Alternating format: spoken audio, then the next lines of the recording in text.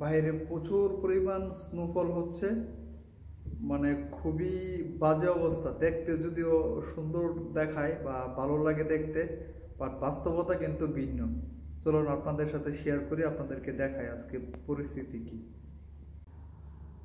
দেখুন অবস্থা। ও মাই গড,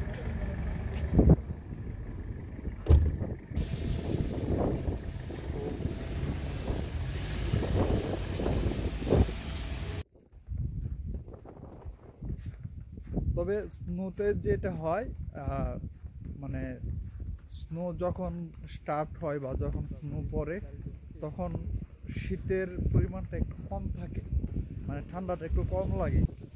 যখন স্নো পড়া শেষ হয়ে যাবে, স্নোগুলো শক্ত হয়ে যাবে, বরফে রূপান্তরিত হবে, তখন ঠান্ডার পরিমাণটা আস্তে আস্তে বাড়তে থাকে।